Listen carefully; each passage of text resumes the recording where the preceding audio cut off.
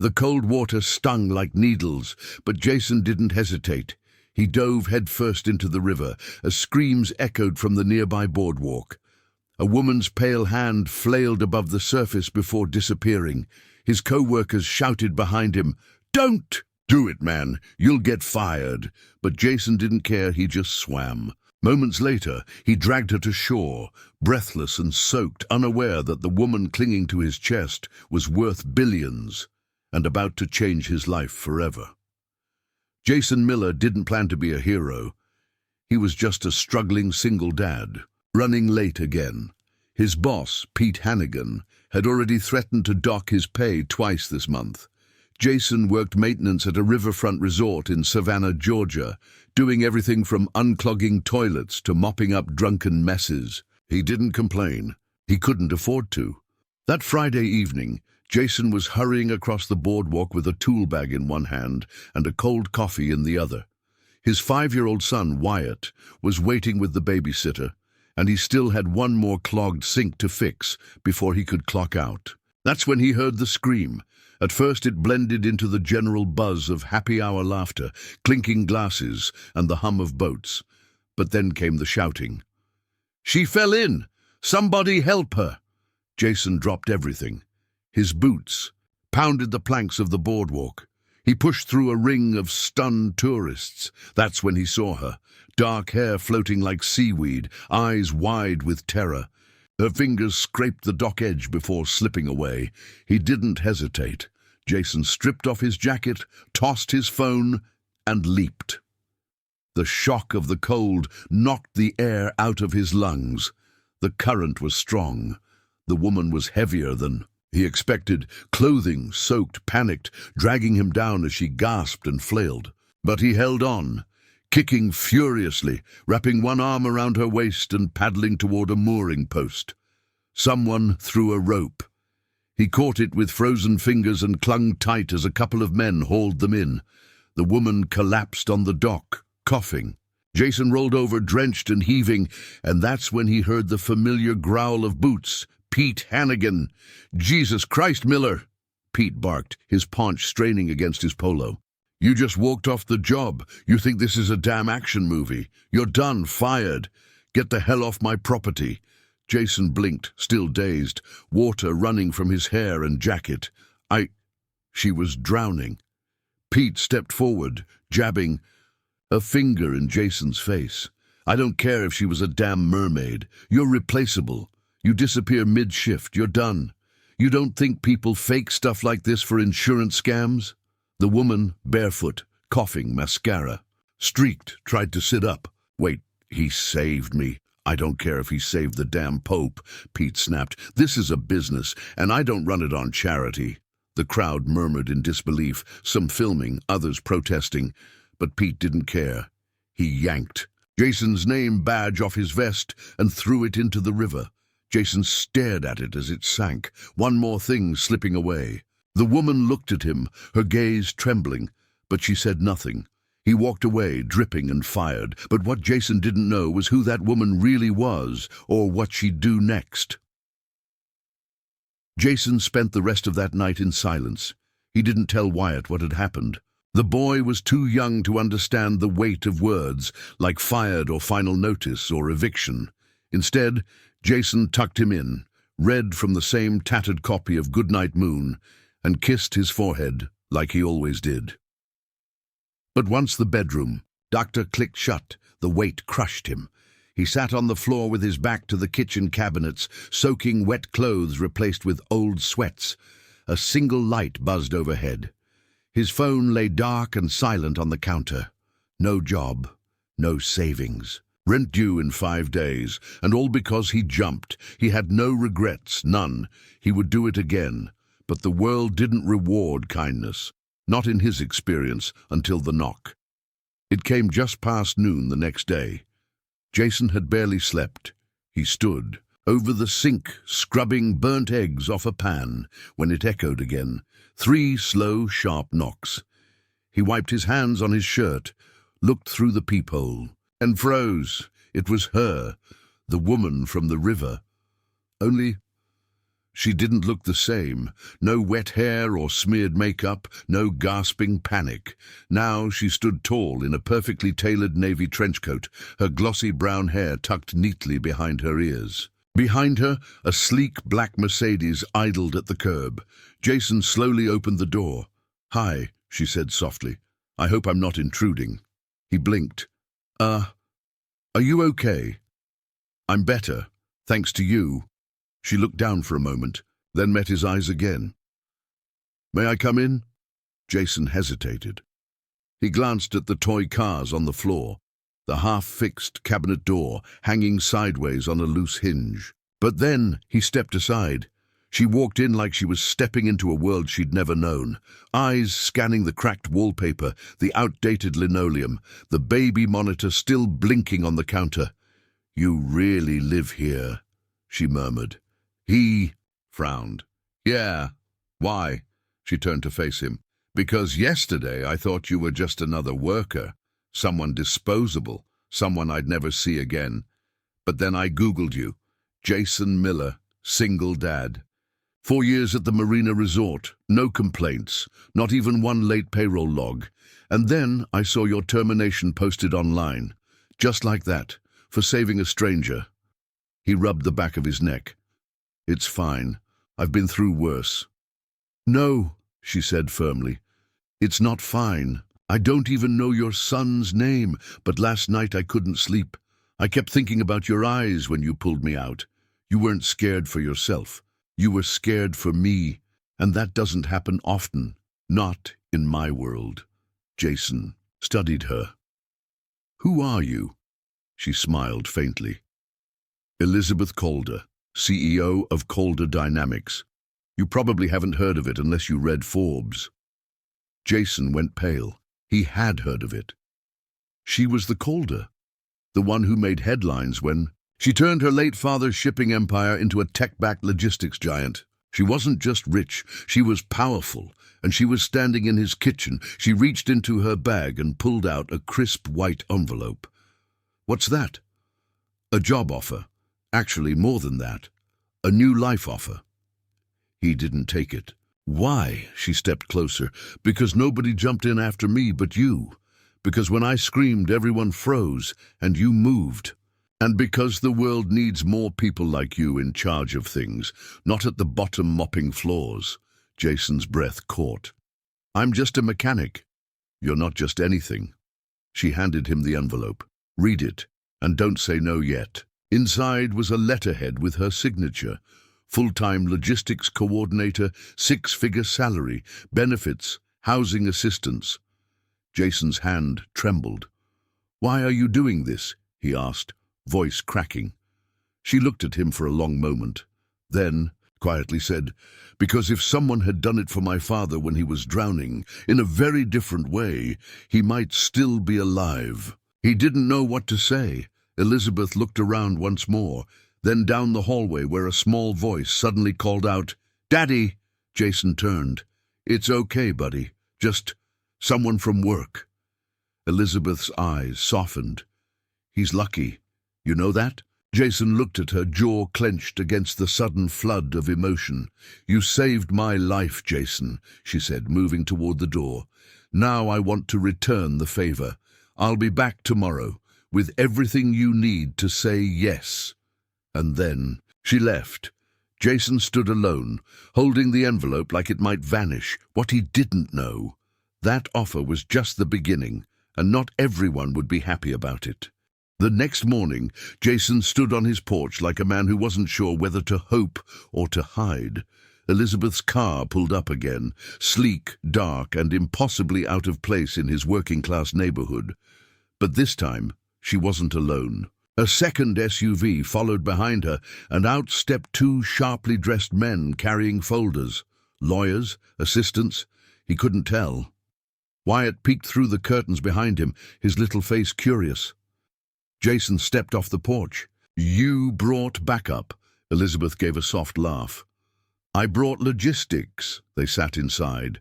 Coffee steamed in chipped mugs, while Elizabeth laid out documents on the table. Employment contract, Relocation assistance, housing options, even school enrollment help for Wyatt. You're offering me everything, Jason said slowly, thumbing through the papers. And you don't even know me. She leaned forward. I know the only thing you asked for yesterday was if I was okay. You didn't look at my watch or my bag or wonder what you could get. You just saved me. He nodded. And now people think I'm some hero. I'm not. She studied him. Maybe not. But you are something this world lacks. Good. And that scares people. It didn't take long for the town to notice. Word spread like gasoline catching fire that Jason Miller, the guy who fixed leaky pipes and picked up trash at the boardwalk, was now working with a billionaire. Some called it luck. Others muttered rumors. And then came Pete. 2 days later, Pete Hannigan stormed into the cafe where Jason was picking up Wyatt's favorite blueberry muffins. You think you're something. Now? Pete snarled, his beer belly pressed against the counter as if daring the barista to step in. Just 'cause you got some rich lady feeling sorry for you. Jason didn't flinch. I don't owe you anything. You owe me everything, Pete barked. I gave you a job when nobody else would. You think you're better than the rest of us now? I think I did the right thing, and you punished me for it. The cafe went silent. Pete jabbed a finger at his chest. That woman you saved, she's just using you. You'll see. She'll drop you the second she's bored. People like her. They don't keep people like you around. They don't marry 'em. They don't even trust 'em. Jason looked him dead in the eye. Maybe, but I'd rather take that risk than keep living in fear of men like you. Elizabeth arrived later that day and found Jason fixing the leg of a broken table outside his duplex. He didn't look up when she parked. You okay? She asked gently. He nodded once. You were right. People are already talking, judging, spinning stories. She stepped closer. You want to walk away? He looked at her. Really looked at her. No, I want to walk forward. But I need to know this isn't just pity. Her expression sharpened like steel under silk. Jason, you are the first person in 10 years who treated me like I mattered more than my bank account. This isn't pity. This is recognition. And she meant it. The next week, Elizabeth introduced Jason at her corporate headquarters. Cameras flashed. Journalists raised eyebrows. Shareholders whispered. This is Jason Miller, she said to her boardroom full of billionaires and strategists. He's not a suit. He's not a hedge fund baby. He's someone who knows what it means to work from the ground up, and he's about to show us how to build a better way to serve everyone, not just the ones who can afford yachts. Whispers turned to applause. But outside that glass and steel tower, enemies were forming. Pete filed a wrongful termination suit, twisting it into a sob story about how Jason had abandoned his post and now slandered his name. Tabloids picked it up. Jason's name got dragged through the mud. Then one day, a brick came through his window. Wyatt screamed. Jason ran to shield him. Elizabeth arrived 20 minutes later, breathless and furious. I should have known, she said. You rise up in this world, and people will always try to pull you down. Jason's jaw was tight. This isn't just about me. It's about us. You and me. Wyatt. What we're building. She hesitated. Us? Jason met her gaze. You don't have to do this alone, Elizabeth. And in that moment, something shifted. Not just gratitude, not just debt, but connection. Real, terrifying, soul-deep connection.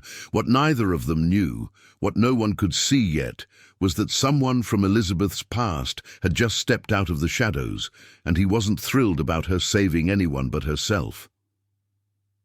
The stranger's name was Graham Reeve. He was tall, charming in that polished plastic way, with an Armani smile and a soul like ice. Years ago, he was Elizabeth's fiancé, back when her father was alive, and grooming him to take over colder dynamics alongside her.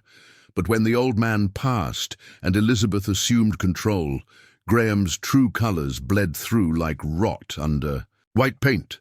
She ended the engagement after finding out he was funneling money into offshore accounts. But Graham had resources, connections, and worst of all, patience.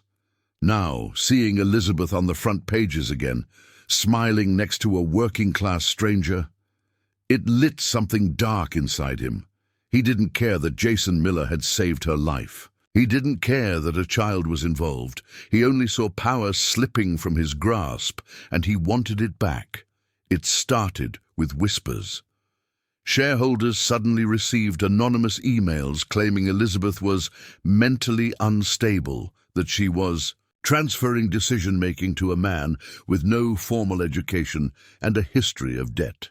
Jason was pulled into meetings, grilled by board members, questioned by HR. They smiled on camera, but behind closed doors, they wondered if he was a gold digger. Elizabeth was furious.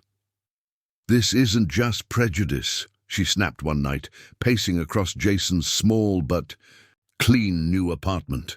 "This is sabotage." Jason leaned against the kitchen counter, arms crossed. "I'm used to people not trusting me, but now they're trying to make you look incompetent." "I know who's behind it," she muttered. "Graham. He's done this before. Quiet attacks, poisonous lies, but this time he's playing with fire." Jason stepped closer. "Let me handle it." She froze. "What do you mean?" "I know how to talk to people like him. I spent years working under men who'd rather step on your back than shake your hand." Elizabeth hesitated. "Jason, you're not a soldier in my war." He shook his head. "No, I'm not. I'm your partner. Whether it's this business or something more." Silence stretched between them. "Something more?" she repeated softly. He nodded, and she didn't look away. 3 days later, Jason stood in front of a luxury bar where Graham was known to conduct his backroom deals. He wore a borrowed blazer, polished shoes, and the same calm look he had the night he pulled Elizabeth out of the river. Graham arrived at 7:40 sharp. "Mr. Reeve," Jason said, stepping in front of him. "Can I buy you a drink?" Graham sized him up. "You're the janitor she's sleeping with, right?" Jason didn't flinch. "I'm the man she trusts," Graham smirked. "That won't last. Women like her always wake up." Jason led him inside. They sat in a corner booth, and for the next 20 minutes, Jason listened. To threats, to subtle blackmail, to carefully coded words about power, reputation, and the cost of rising too fast. Then Jason leaned forward. "You know what your problem is, Graham. You think money replaces character. But when she was drowning, you weren't there. I was. Not because I had anything to gain, but because I give a damn. That's something no amount of money can buy or steal."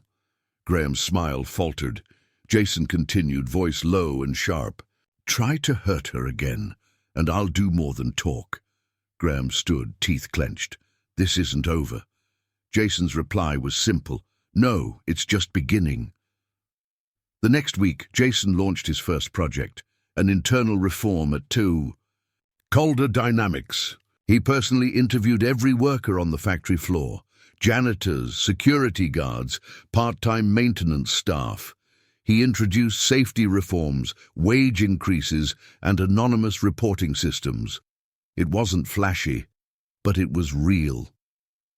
News outlets started running stories. Billionaire CEO hires blue-collar dad to rebuild from the bottom up. People stopped seeing Jason as an accident and started seeing him as a force. One night, Elizabeth walked into his office late after a board meeting. "You're changing the company faster than I ever did," she said quietly. Jason looked up. "No, I'm just listening to the people you were already fighting for." She stepped closer. "I know you think I brought you here to fix my company, but really, you've been fixing me." Jason rose slowly. The air between them thickened. "You saved my life, Liz," he said. "Now you've given me purpose. That's more than I ever thought I'd have again." She brushed her fingers against his. "Do you want more?" Jason's answer wasn't spoken. It was felt. When he kissed her, it wasn't out of gratitude. It was out of conviction. But neither of them knew Graham had one more card to play, and it was going to break everything they'd built. It hit like a bullet through glass. One morning, Jason was escorting Wyatt into his new private school, a modest but beautiful campus near the outskirts of Savannah, when his phone vibrated violently in his pocket. Jason Miller, accused of fraud. CEO Elizabeth Calder under fire. Who is Jason Miller? Leaked documents question his criminal past. Was it all a lie? Insider claims? Romance with Calder was manipulative power grab. He stopped dead on the sidewalk. Wyatt tugged at his hand. "Daddy!" Jason knelt slowly. "Go on inside, buddy. I'll be right here." He waited until his son disappeared through the double doors. Then he pulled out his phone again. Dozens of missed calls. 2 death threats. 1 photo that made his heart plummet. Elizabeth, in tears, surrounded by reporters, being rushed into a black SUV. At the Calder Dynamics Tower, security hesitated to let him in. "He's on the list," said a voice behind the glass wall. It was Elizabeth's personal assistant. Jason was rushed up to the penthouse, where Elizabeth stood in front of the windows, arms wrapped tightly around herself, as if she were holding her own world together. She didn't turn when he entered. "Tell me what they said," Jason asked quietly. "They dug into everything," she replied. "You missed a parking ticket in 2015, got into a bar fight once when you were 23, and now they're calling you violent, manipulative. They think I'm being seduced by some working-class predator trying to take control of my company." Jason clenched his fists. "Graham," she nodded. "He paid someone on the board to leak your file, and the rest he twisted." Jason stepped closer. "You know none of that's who I am." "I know," she said, "but perception isn't truth, not in this world, and now the board is threatening a vote to remove me if I don't—" She stopped. "If you don't what, Elizabeth?" Her eyes brimmed. "If I don't cut ties with you publicly, issue a statement, step away from the relationship, say it was a lapse in judgment." Jason stared at her. "Is that what it was to you?" She shook her head violently. "No. Jason, you are the only thing that's felt real in years. But if I lose this company, I lose my voice. I lose my ability to fight people like him." He looked at her, tears gathering behind his tired eyes. "So what are you going to do?" Her voice cracked. "I don't know." That night, Jason made a decision. He left. No press conference, no text, no fight. Just a note. "I'm not going to be the reason you lose everything you've worked for. I love you too much for that." He returned to his old neighborhood, rented a 1-bedroom above a tire shop, picked up part-time work, put Wyatt in public school, but none of it mattered because the quiet was deafening. Then came the news. Breaking: Calder Dynamics whistleblower reveals attempted boardroom coup. Exposed: Graham Reeve, implicated in corporate espionage, embezzlement scheme. Elizabeth: Calder holds the line. And the truth, Jason watched it all from the living room floor, with Wyatt curled up beside him. Elizabeth stood at a podium, hair pulled back, eyes clear, voice unwavering. "I believed in someone the world tried to paint as dangerous," she said. "And I lost him because I was too afraid to fight. But silence enables cowards. And love, real love, demands courage." The crowd erupted in applause, and then her eyes looked directly into the camera. "Jason Miller, if you're watching this, come home." The next morning, a black car rolled down the dusty street in Jason's neighborhood. Kids stopped playing basketball. Neighbors peeked through their blinds. Elizabeth stepped out in jeans, no makeup, wind in her hair. She walked up to Jason's door and knocked. He opened it slowly. "You're late," he whispered. She laughed, blinking tears. "I had a lot to fix." He stepped out and hugged her like he hadn't breathed in months. 1 year later, they stood at the ribbon-cutting ceremony of the Wyatt Foundation, a non-profit built to support working-class families and single parents.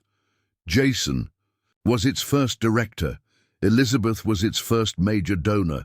Graham was behind bars. And Wyatt? He stood tall between them in a little suit, holding the scissors. As they cut the ribbon, reporters shouted questions. "Jason, do you regret anything that happened?" He looked at Elizabeth, then at Wyatt, then at the crowd. "Not a damn thing," he said. "Sometimes you have to lose everything to realize what really matters." And as the applause roared around him, Jason finally understood. That drowning woman didn't just need saving, he did too.